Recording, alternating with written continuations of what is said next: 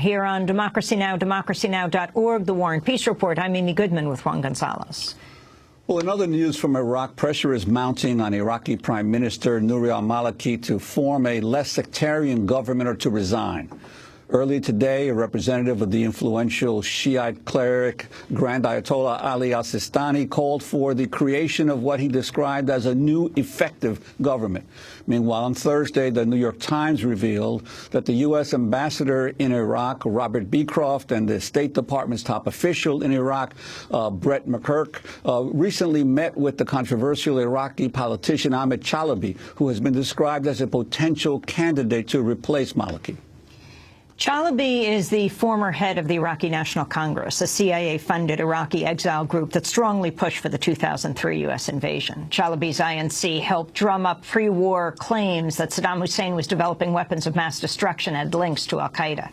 The group provided bogus intelligence to the Bush administration, U.S. lawmakers, and journalists at the New York Times and other papers.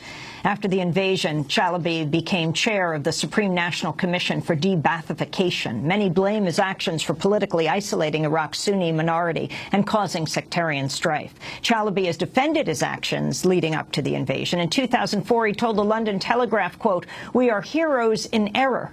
As far as we're concerned, we've been entirely successful. That tyrant Saddam is gone and the Americans are in Baghdad. What was said before is not important," Chalabi said. Well, to talk more about Ahmed Chalabi, we're joined by Andrew Cockburn, Washington editor for Harper's Magazine. His latest piece for Harper's is headlined "The Long Shadow of a Neocon." Welcome to Democracy Now!, Andrew Cockburn. Talk about what you understand is happening in this battle right now over whether Prime Minister Nouri al-Maliki will be overthrown and what role Chalabi could play in this. Well, my understanding is that the Americans have made it very clear in Baghdad that they want Maliki to go. I mean, even to the point of saying, they were saying a couple of days ago that there would be no aid of any kind, military aid, airstrikes or what have you, unless while Maliki was leader of the government. I mean, they view him as the source of all their troubles, which is not totally inaccurate. I mean, there's a certain irony in this, in that Maliki is in power really thanks to the U.S. Zalmay Khalilzad, then the ambassador to Baghdad in 2006, selected Maliki, much to everyone's surprise, including Maliki's. When Khalilzad said, "How would you like to be prime minister?" Maliki said, "Are you serious?"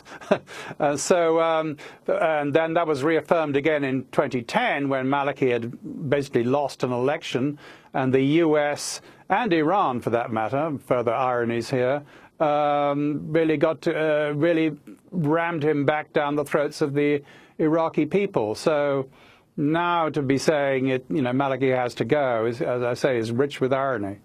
And your article on Khalilzad also talks about his influence in Afghanistan as well. Could you talk a little bit about his history?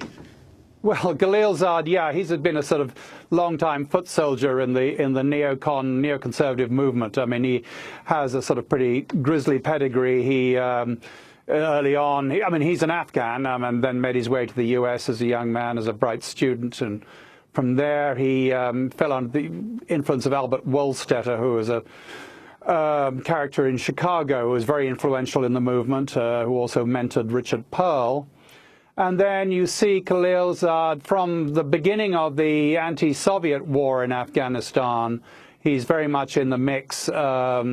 He claims now to have been instrumental in sort of directing the whole policy, which I don't think is really the case. But anyway, there he was, signing all the resolutions calling for war with Iraq, overthrowing Saddam and so forth. And his moment came in 2001, or after 2001, when we did, successfully topple the Taliban regime. And Khalilzad was really only the Afghan, or certainly pretty much the only Muslim any of these people knew. And so they appointed him the overseer of the post-Taliban Afghanistan, from which position he selected one Hamid Karzai, again, much to the subsequent grief of U.S. administrations.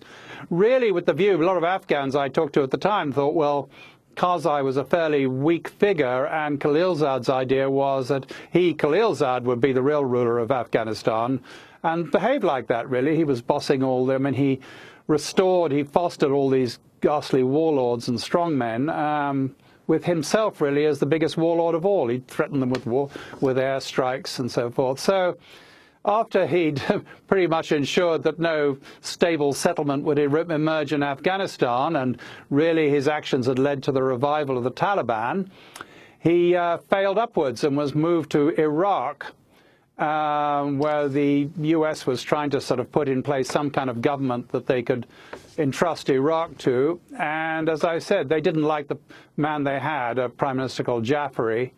And Khalilzad looked around and selected this character, al-Malaki, who was a fairly comparatively obscure figure he had been in the exiled opposition. He'd lived in Damascus for most of his adult life, running a butcher's shop.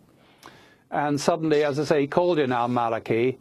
And actually, I know quite a lot about the scene. He was with the British ambassador, and they started talking. When the British ambassador realized that, my God, this character Maliki was being offered the job of leading Iraq, he started to protest, whereupon Khalilzad kicked him out of the room and then turned to Maliki and said, "Would you like to be Prime Minister?" And as I said earlier, Maliki said, "Are you serious?" And it turned out he was. So there was Maliki in power, having made all sorts of promises, like they're demanding now, that he would reach out to the Sunni minority, that he would respect human rights, he would stand up to Iran and so forth, all of which promises, of course, he immediately broke. And, you know, he's just a very narrow-minded, very sectarian, very paranoid character. And so tell us more about Ahmed Chalabi now, with McGurk and the U.S. ambassador, Brett McGurk, the senior State Department official on Iraq and Iran in Baghdad now, putting together this coalition. Give us the history of Ahmed Chalabi and what role he could play now. Well, Chalabi, as you said earlier, I mean, he was really the prime instrument in fomenting the invasion of Iraq in the first place. You know, he was this exiled politician in the 90s, backed initially by the CIA, who picked him because he was weak. They thought erroneously that they could absolutely control him and boss him around, which turned out not to be the case.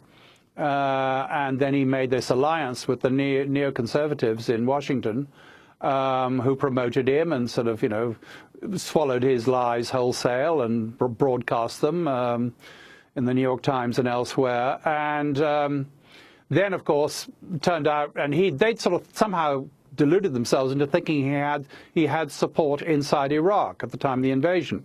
They get to Baghdad and they find out that, you know, no one supported him. He had no position inside the country at all. Since then, you know, he's hung around and he's hung on in Baghdad. He's always with the ambition of becoming prime minister. I mean, he's been a player in Iraqi politics. Trouble is that whenever he's had a party running in the election, he gets nowhere. So he's not exactly a popular figure there. But I mean, he's shrewd. He knows everyone. I mean, he's competent. I mean, certainly as compared with Maliki. But he is very sectarian. I mean, as you said earlier, he led the De-Baathification Commission, which, you know, began the job, or certainly cemented the job, of alienating the Sunni. So I don't see him being any kind of a unifying figure. But, you know, he's certainly maintained his connections with the Western press. You know, I wouldn't be surprised to hear that the New York Times learned that he'd been meeting with the Americans from Chalabi. I mean, I would absolutely guarantee he was the source of that. So that, you know, it's just very ironic that the architect of this disastrous policy is, you know, back in the running again. Andrew Cockburn, I want to thank you for being with us, Washington editor for Harper's Magazine. His latest piece will link to The Long Shadow of a Neocon. He's co-author of Out of the Ashes, The Resurrection of Saddam Hussein.